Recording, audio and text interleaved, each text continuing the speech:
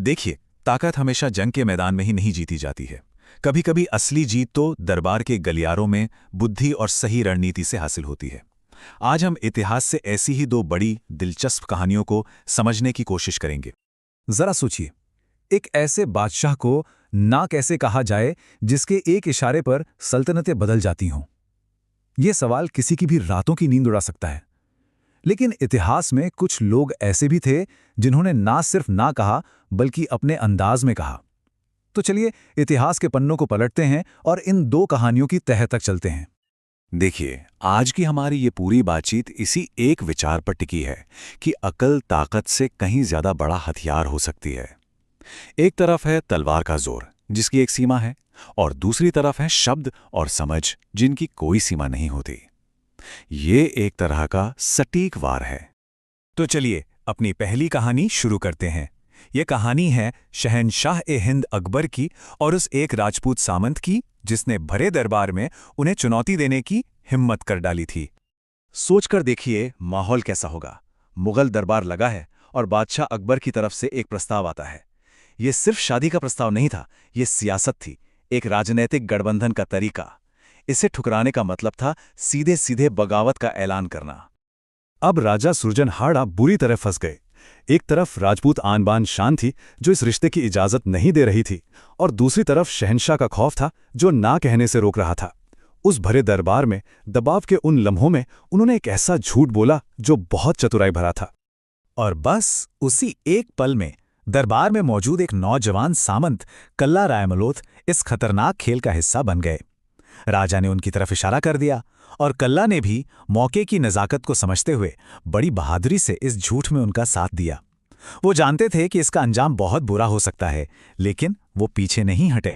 अकबर को ये सार्वजनिक अपमान इतना चुभा, इतना गहरा लगा कि उन्होंने 10 दिनों के लिए, पूरे 10 दिनों के लिए अपना दरबार ही बंद कर दिया। ये बात दिखाती है कि एक सामंत की हाजिर जवाबी ने शहंशाह के गुरूर को कितनी बड़ी चोट पहुंचाई थी। लेकिन कहानी यहां खत्म नहीं हुई। अकबर जैसे शहंशाह ऐसी बेइज्जती कभी नहीं भूलते हैं। उस दिन उनके घायल स्वाभिमान ने एक लंबे और खूनी बदले की कहानी की शुरुआत कर दी थी। कुछ समय बीता, कल्ला ने लाहौर में एक गवर्नर को मार डाला। अब होना तो ये चाहिए था कि उन्हें सजा मिलती, पर अकबर ने उन्हें एक बड़ा आकर्षक प्रस्ताव दिया। उन्हें एक बड़ा मनसब देने की पेशकश की गई। तो सवाल ये है कि क्या ये सच में कोई इनाम था, या इस दरियाविली के पीछे कोई बहुत गहरा और खतरनाक मकसद छिपा हुआ था। अकबर जैसा रणनीतिकार कोई भी चाल बिना सोचे समझे तो नहीं चलता था। कल्ला रायमलोथ इस राजस्थानी कहावत को बहुत अच्छी तरह समझते थे, दुखे पेट बतावे मात हो। मतलब दर्द तो पेट में है, पर बहाना सिर दर्द का किया जा रहा है।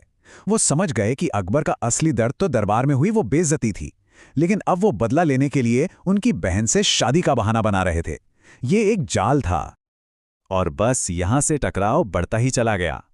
कल्ला ने अकबर का प्रस्ताव ठुकरा दिया और जहांगीर की बारात का स्वागत जूतों की माला से करके उन्हें और जलील किया। और आखिर में ये सारा मामला सिवाना के उस भयानक घिराव पर जाके खत्म हुआ। साल था 1589। सिवाना में एक भयंकर युद्ध हुआ। कल्ला रायमलोथ लड़ते लड़ते वीर गति को प्राप्त हुए और उनकी मंगेतर भान कंवर ने जौहर का नेतृत्व किया, जो सम्मान की रक्षा के लिए दुश्मन के हाथ लगने से पहले किया जाने वाला एक अंतिम आत्मबलिदान था। तो ये थी पहली कहानी। अब चलते हैं हमारी दूसरी कहानी की तरफ, जो खुले टकराव से बिल्कुल अलग है। यहां मामला है सूक्ष्म मनोवैज्ञानिक पैंतरेबाजी का। यहां हथियार तलवार नहीं, बल्कि समझ और सब्र थे। जोधपुर में उत्तराधिकार का सवाल खड़ा था। बड़े बेटे अमर सिंह हर लिहाज से काबिल थे, बहादुर, सक्षम और जन्म से ही हकदार। लेकिन छोटे बेटे जसवंत सिंह की नजर भी उसी सिंहासन पर थी, और वो जानते थे कि सीधी लड़ाई में वो कभी नहीं जीत सकते। जसवंत सिंह ने वो चीज देखी जो उनके भाई अमर सिंह नहीं देख पाए। उन्होंने राज्य में शक्ति के असली केंद्र को पहचान लिया, और वो केंद्र थे उनके पिता राजा गद सिंह की सबसे प्रिय और सबसे ज्यादा असर रखने वाली पासवान अनारा बेगम। तो जसवंत सिंह ने तलवार नहीं उठाई, उन्होंने सब्र और सेवा का रास्ता चुना। वो रोज सुबह अनारा बेगम की चप्पलें लेकर खड़े हो जाते, उन्हें बड़े सम्मान से मम्मी कहकर बुलाते और उनकी हर छोटी बड़ी जरूरत का ख्याल रखते। जहां उनके बड़े भाई अमर सिंह अनारा को नीची नजर से देखते थे, वहीं जसवंत ने उन्हें वो इज्जत दी जिसके लिए वो तरसती थीं। और उनकी ये रणनीति इतनी शानदार ढंग से काम कर गई कि जसवंत की सेवा और सम्मान ने अन्नारा बेगम का दिल पूरी तरह से जीत लिया।